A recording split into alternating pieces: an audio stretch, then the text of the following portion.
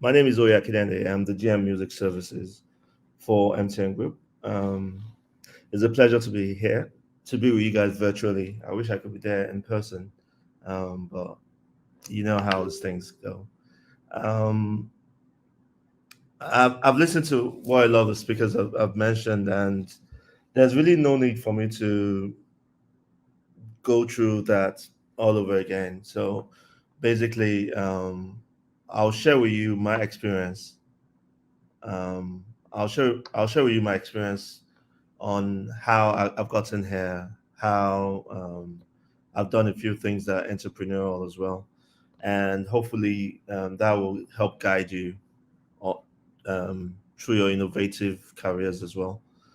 Um, Basically, when you look at the world, even as from a global view, you notice that over the years, the developed countries keep on separating from the developing countries because of their tech advancements and ability to innovate.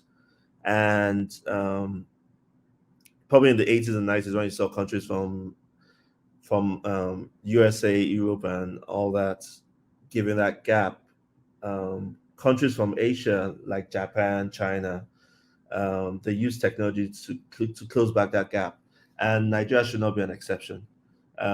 We've been blessed with the skill sets. We've been blessed with the ability to stop being a consuming country. When I say consuming country, what I mean by that is all we do is consume. We don't produce. We don't innovate. We don't create. We just bring in stuff and we consume.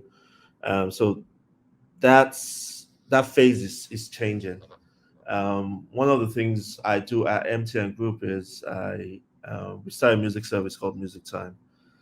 Music Time um, is part of a super app called Ayoba. Now, Ayoba is what we feel will be the game changer in Africa. So it's an instant messaging service that allows you to make payments, um, to also talk with each other. It comes bundled with data for MTN users, and you can still connect to other users of other telcos. Um, so with the music, you're also able to listen to all your favorite artists, um, share your music tastes while you're chatting and all that. And those are some of the innovations that we try to do at MTN. Um, we have an API platform whereby developers can also use to integrate into our MTN network. Over the years, I'll talk a bit about my history. So I read computer science from Unilag, University of Lagos, Nigeria. I have a master's in information systems, and then I love music, which is basically my passion. And over the years, I've been seen to kind of um, be an entrepreneur. I first started. I co-founded 360 Knobs, which was a lifestyle and entertainment website. And what we tried to use, what we did was that we tried to use tech to shape. And so even though it sat on WordPress at one point in time, a Joomla themed website, we tried to innovate with it. We tried to make sure that we could connect chat APIs to it so that we could always give um, information, which is what most users crave. From there on, I went on to Spinlet. Spinlet was probably one of the first music streaming services. And what we did with Spinlet was it was the first of its kind, and it was meant to rival the iTunes back in the day. Um, from there, I went on to join Techno, where we started Boomplay. Boomplay obviously became one of the most successful apps and one of the biggest apps in out of Africa. Um, and from there, I went on to join MTN. Um, Along the way, I've delved into a few startups myself, just helping a few entrepreneurs get their way either by advisory or by financing. And one of the advices I must give all entrepreneurs is that you need to love what you're doing. You need to have a vision, a mission. You need to stay consistent. You need to keep driving.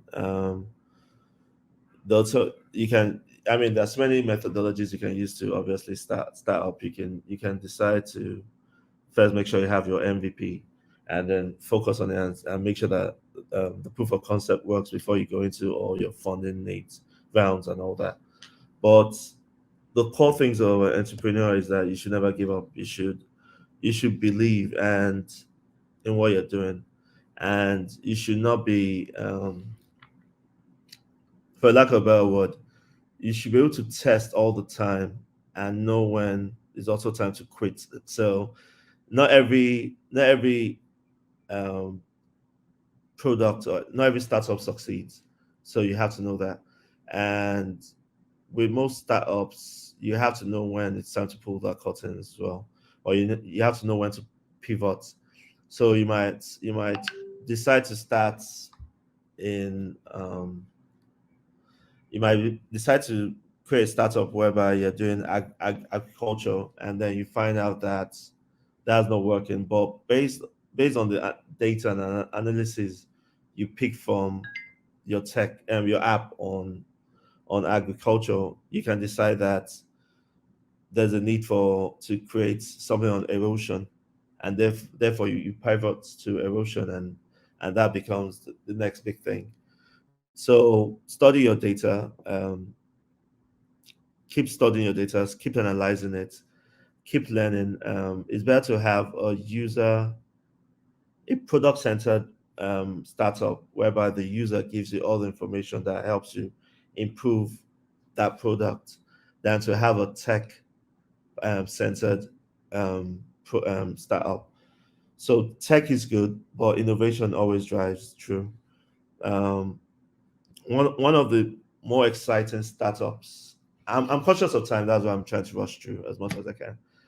One of the most interesting startups that I'm currently a part of is with my wife, and is actually for kids. So it's entertainment, and it's meant to teach kids through the power of animations, storytelling, and it also talks about African folklore, the culture, and everything.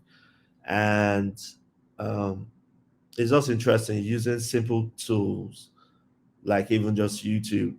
And so the reason why I bring that up is because you don't have to go all in depth. You can pick simple tools that are out there.